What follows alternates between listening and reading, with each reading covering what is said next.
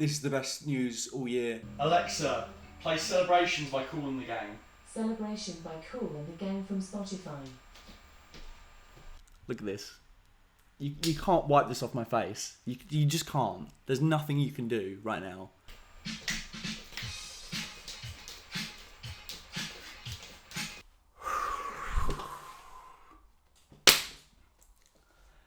We won.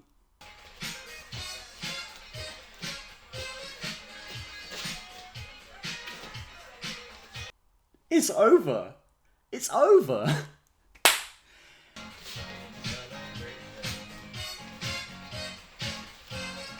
Years of terrible Doctor Who. It just doesn't matter anymore. It doesn't matter anymore. It doesn't matter that there's bad Doctor Who coming. It doesn't matter.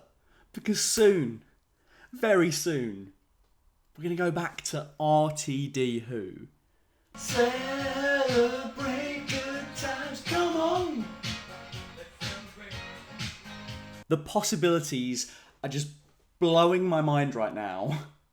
The return of the King. I feel like I'm in the Matrix right now. I feel like the One's returned. It's too much right now.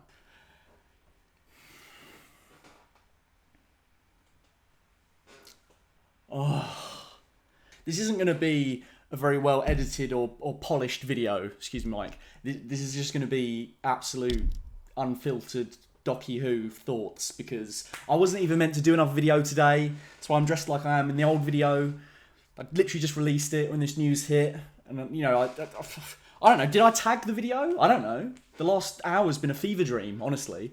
I don't think it could have gone any better for the people that are fed up of the current state of Doctor Who, for the people that are fed up of wafer-thin writing, of ridiculous canon resets for the sake of cheap shocks, and to keep it relevant. That worked, by the way. That really worked. Kablam, the timeless child. None of it matters anymore. It doesn't matter anymore. Because as soon as RTD takes over, quality is going to ensue. And you know what? I'm going to say this right now. I don't care if I'm jinxing it, because I'm not jinxing it. There's no way. There's no way this is going to be bad. In the words of Greg Miller, there's no way this TV show can be bad. Are you kidding me? That, and I fucking know I will eat these words. There is no way this movie can be bad. Are you kidding me? There's no way. There's no way. RTD has never really dropped the ball. Last year and the year before that, we saw Years and Years and It's a Sin, both phenomenal pieces of drama that had me bawling in tears, particularly It's a Sin. I think It's a Sin is probably the greatest thing RTD has ever written, and that was his last gig. So he's on fire currently, and it's not as if Doctor Who wasn't already electric with him at the helm anyway. So coming off the back of Years and Years, diving back into the show that he is perhaps most famous for, I don't think it could be any more exciting. And in the 60th year, like, this is just, oh my god. Oh my god.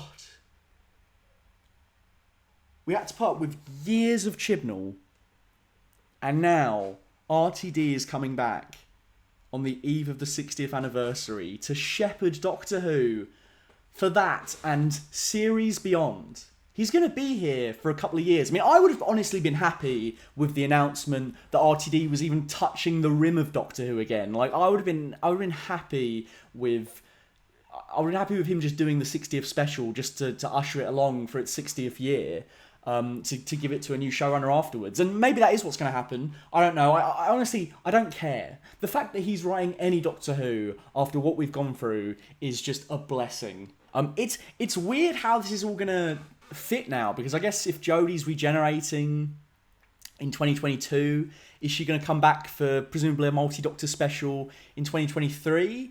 I think honestly, Smith, Tennant and Whittaker are shoo-ins for the 60th anniversary. I think Eccleston is still pretty much going to be a no. And Capaldi seems like he's going to be a hard sell, because he says he doesn't really want to come back for specials. But if anyone could work the magic, it's good old RTD. There's a party going on right here. A celebration to the last show of the year. Oh my lord. And with any luck, if he's producing it with his production company Bad Wolf, I think we're going to see a change in not only the way it's written, but the way it looks as well. No more close-ups on everything. I'm Captain Jack Harkness, and I'm immortal. Oh my god, do it now, Jack! Oh, we have to go now. There's a pating. You know what? If you like the Chibnall era, good for you. And you've still got those DVDs and Blu-rays there to enjoy, as well as all of the extra material. But for those of us that have not been happy with the way it went, that felt that the first female Doctor could have been incredible and ended up being woefully underwritten, to all the people that did not vibe with the idea of rewriting the Doctor to be this chosen one, Messiah, Jesus figure that came down from another dimension and holds the secrets to regeneration and was tortured on and became like a Weapon X of Gallifrey. For all those people that didn't want any of that and just wanted Doctor Who to be Doctor Who, it's time.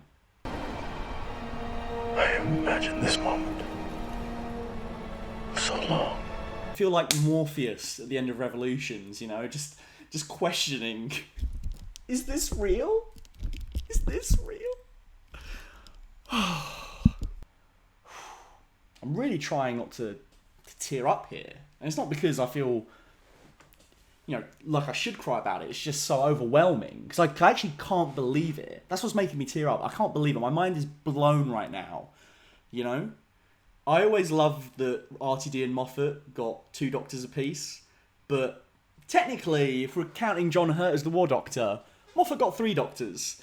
So now, finally, things should once again be perfectly balanced, as they always should be. I personally can't wait to see the possibilities of what a third RTD Doctor is going to look like.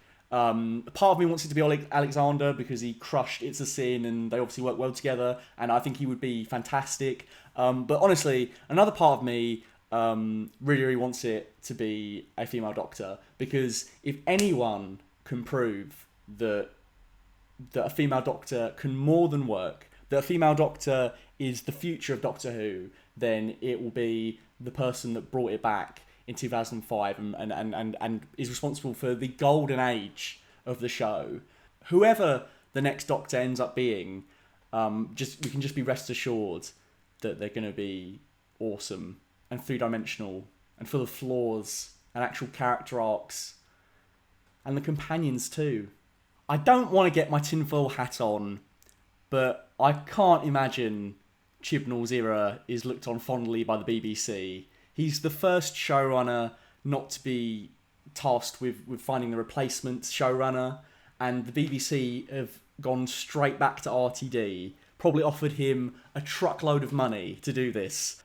I think there's a whiff of desperation there. I definitely think the critical consensus and the fan response has not been kind to the Chibnall era. Chibnall's exit seems so rushed and out of the blue when he said there was going to be a 5-year plan. And yes, technically, by the time he leaves, it will have been 5 years. But let's be real. 5-year plan means 5-season plan, right? Did he really account for, like, these random gaps in the BBC scheduling? I don't think so. And also, I hate to say it, but, like, The Timeless Child is going to be... it's going to be erased from canon. Oh, that felt good. Just felt good to say. Just felt good to say. You know, if you want to say it, and then I can say it again, we can say it at the same time. The Timeless Child is going to be erased from canon. It's gone. It's Fugazi. It's fairy dust. Because RTD tweeted last year when everyone was watching Journey's End. The Stolen Earth / Journey's End. There we go. We got it. He tweeted that the Subwave network is spoiled somewhat by the 257 Doctors that now exist.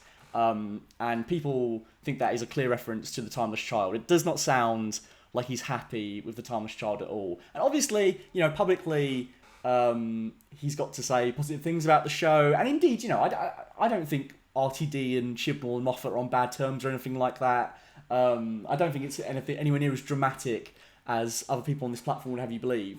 But I do think that much like the Doctor being half human...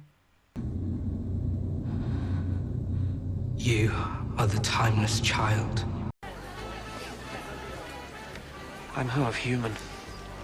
In the 1996 TV movie, I think RTD is not a fan of the Timeless Child canon rewrite, and I think much like the half-human Doctor thing, he will ignore it completely until he gets a chance to write over it. On my mother's side. Worms! No, I'm unique. Never been known like me. And ultimately, I think that's for the best. You know, we don't need to prove that there were a million different Doctors before Hartnell. And also, we don't have to retroactively create people of colour and women to play the Doctor. Like, if you want people of colour and women to play the Doctor, do it now. Cast the next Doctor as a person of colour or a woman. And you don't need to retroactively go back and try and pretend that, you know, since 1963, Doctor Who has always been like this. Because it hasn't been. We've had 12 white men before Jodie Whittaker, and it's okay to admit that. It's okay to admit that, and it's okay if you want to cast a person of colour, just do it. Just do it now. Have the balls. If you're going to cast someone like Joe Martin, don't just cast them as a one-off Doctor, cast them as the next Doctor. Make them the centrepiece of the next era. I really hope the next Doctor is a woman, because there's no way RTD is going to fuck this up, which means that there'll be a great female Doctor, and then there'll be no excuse anymore. There'll be no way anyone can go, oh, it sucked because it was a woman. No. Jodie Whittaker was never the problem with the current era of Doctor Who. Really, this is just such a mixture of excitement, because for so long Doctor Who has just been kind of dead to me. I didn't watch the New Year's special. I have no plans to watch Series 13. And I just wanted to step away from it. I didn't care anymore. It couldn't get any worse than Series 12. And, you know, I'm disappointed that Jodie Whittaker never got a chance for her Doctor to truly shine. But it is what it is. And I just wanted to just get away from it, to be honest. And this is the first time in a long time that I've been truly, truly excited about the prospect of more Doctor Who in the future. I just can't believe it. I honestly can't believe it.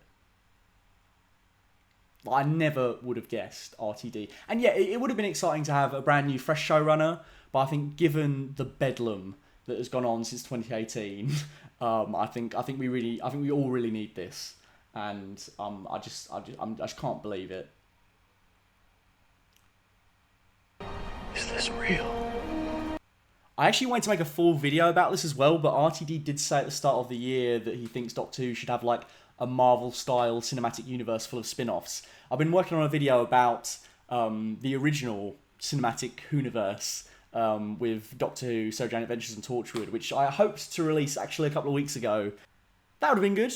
Then I would have been ahead of the game on this, but alas, I postponed it, and now I've got egg on my face. But that will be coming soon, so I'm going to hold off on saying too much about the Marvel stuff here. However, does this mean we're going to get, you know, spin-offs and a return to the glory era of Doctor Who, where there was an actual cohesive string of shows that would bounce off of each other, and there'd be crossovers and different tones and different opportunities to tell exciting stories in the Whoniverse that couldn't be done in Doctor Who? Possibly. If you're not a fan of Doctor Who, this is like the equivalent of George Lucas coming back to make episode 10. No, this is like the equivalent of George Lucas coming back to make episode 9. I'm honestly just so happy. Let me know in the comments what you think about this news. And Doctor Who is dead. Long live Doctor Who.